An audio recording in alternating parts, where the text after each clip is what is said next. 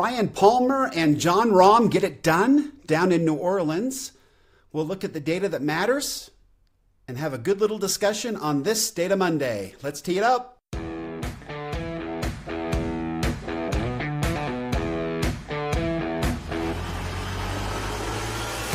Welcome to Data Access Golf, your home for rapid golf improvement. And now, from the thin air of the Rocky Mountains, next on the number one tee, your host, Aaron Stewart. Hey everyone, welcome to another episode of Data Access Golf. I hope you enjoyed the weekend. The Zurich Classic of New Orleans was awesome. The team event, I think, is completely fun. It was a little disappointing to have some of the big names sort of take it off. But I think with this, obviously, with this new schedule, everybody's just kind of trying to feel out what they need to do in order to be, fresh for the majors and all the big tournaments. And so we're definitely seeing some growing pains, right? Everybody's moving up the learning curve a little bit on this new schedule. So we'll see how that goes.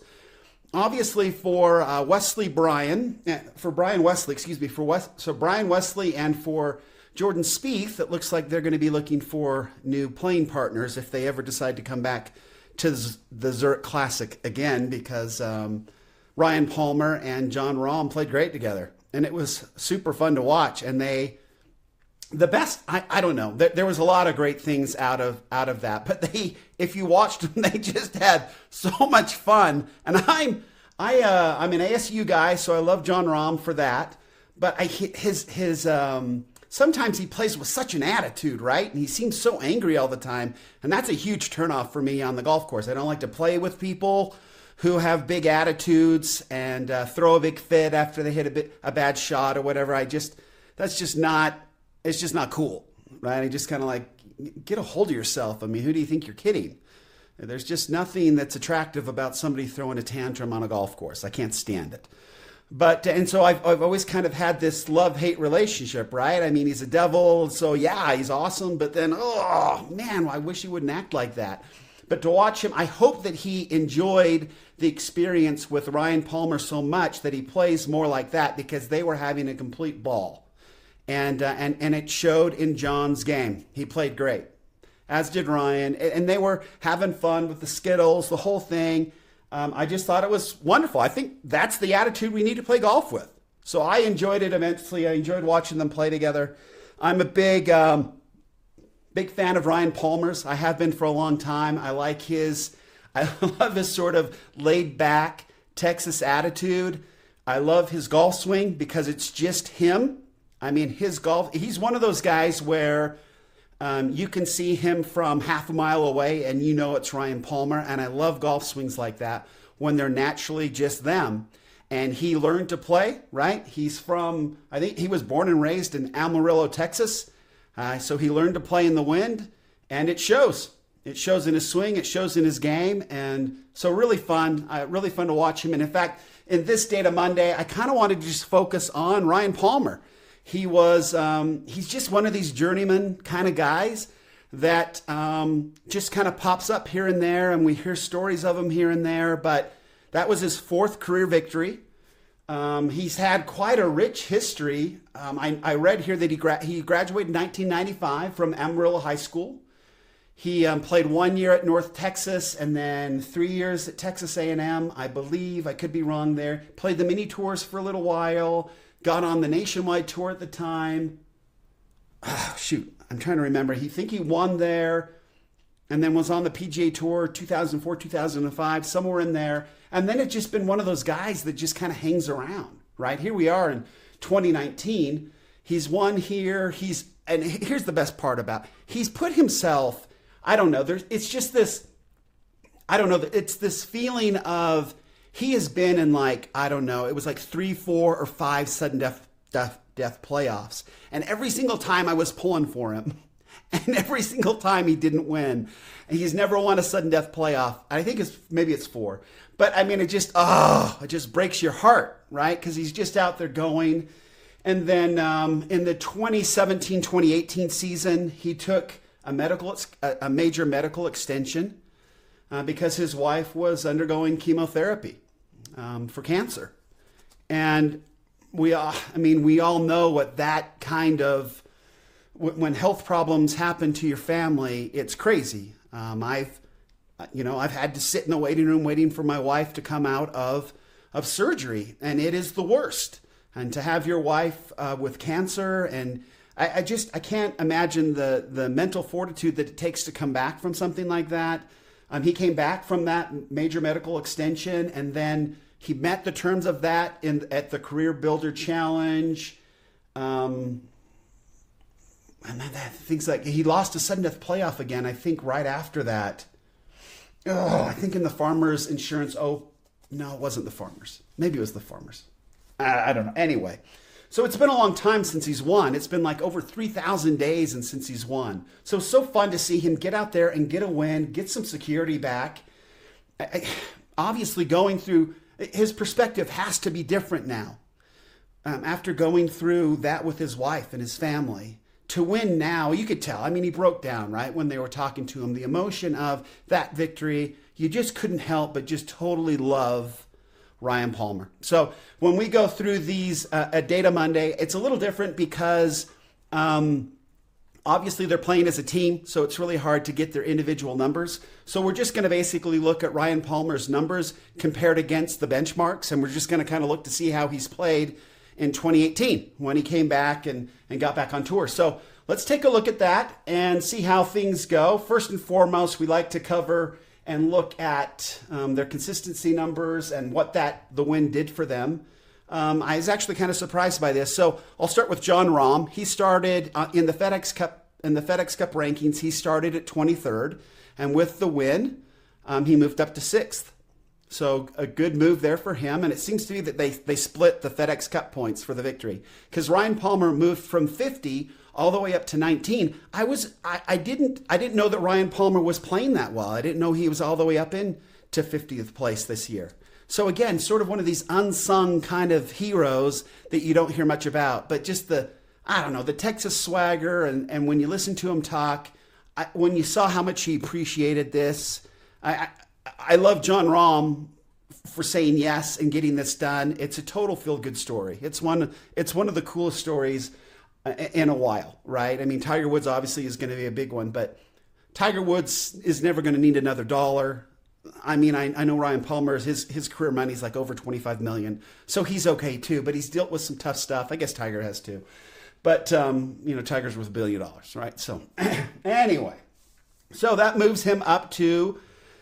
Moves Ryan up to 19th spot and John up to 6th spot. So Ryan, we always like to look at their consistency numbers. Ryan has played in 394 PGA Tour events, and he has made the cut 251 times for a consistency rating of 64%.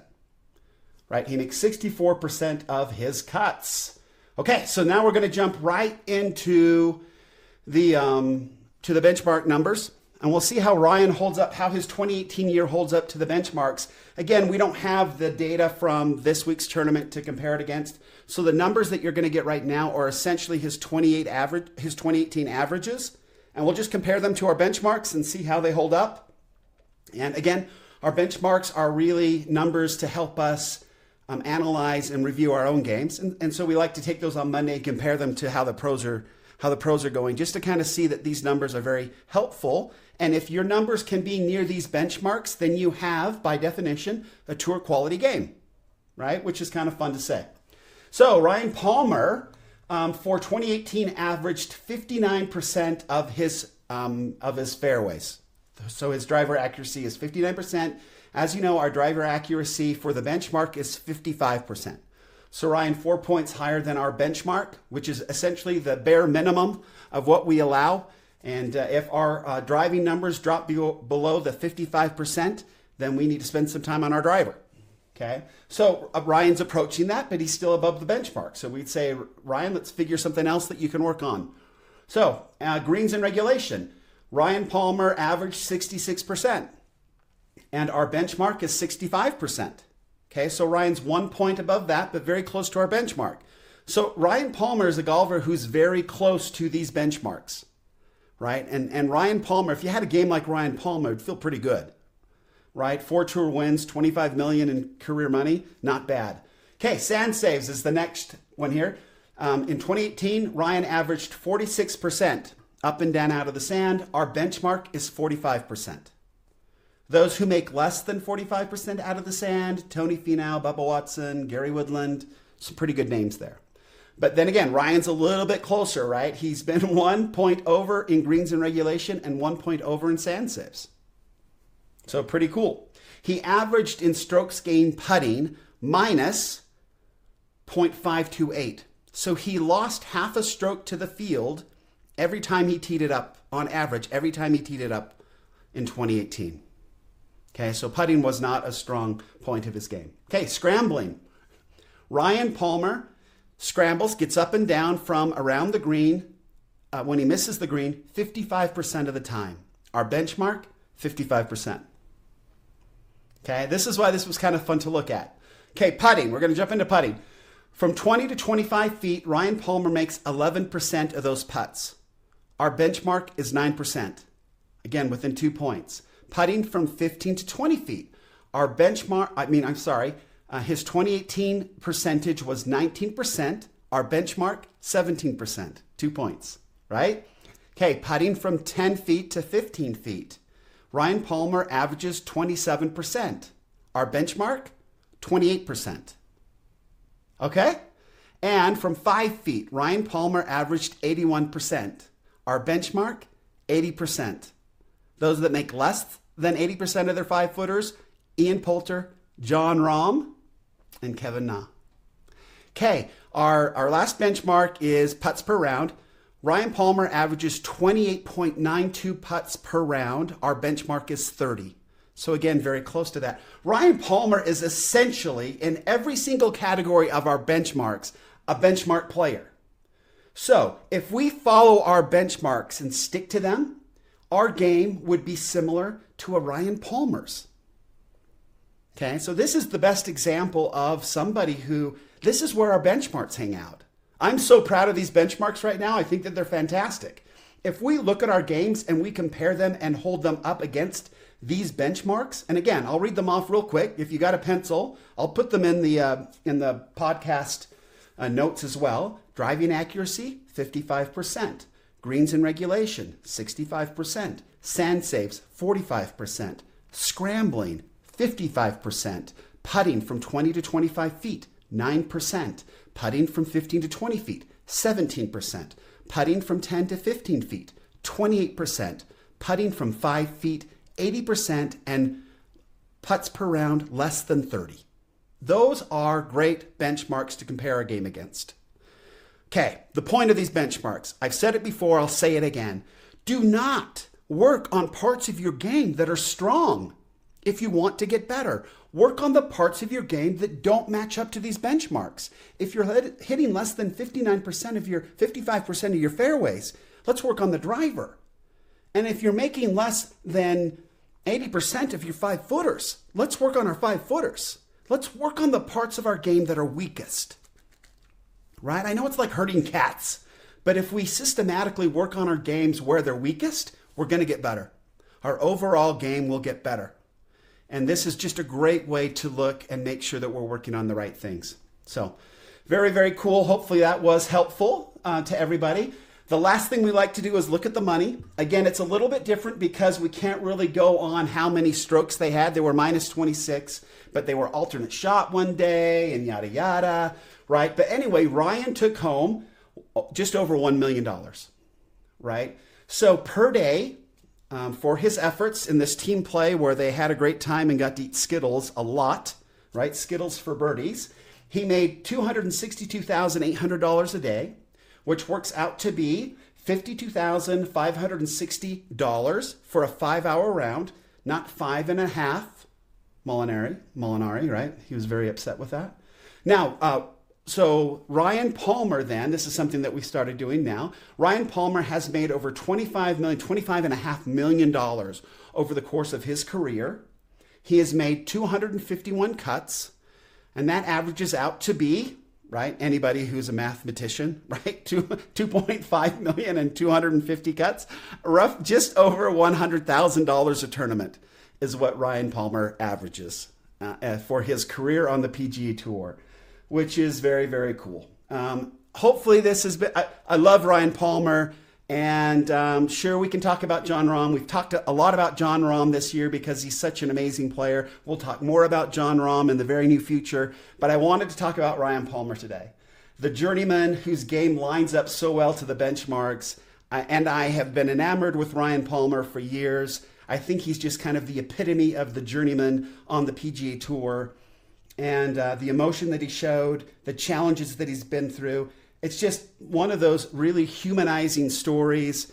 And Ryan Palmer's one of my favorites and will continue to be. He just seems like a really good Texas boy, right? Which is awesome. So anyway, hopefully that's helpful. Thanks for joining me today on a Data Access Monday. It's one of my favorite days for sure. Really great tournament that the Zurich Classic puts on. I know that they're talking about changing it, this, that, and the other. I just think that it's great to have this different format. It was so much fun. It is so much fun.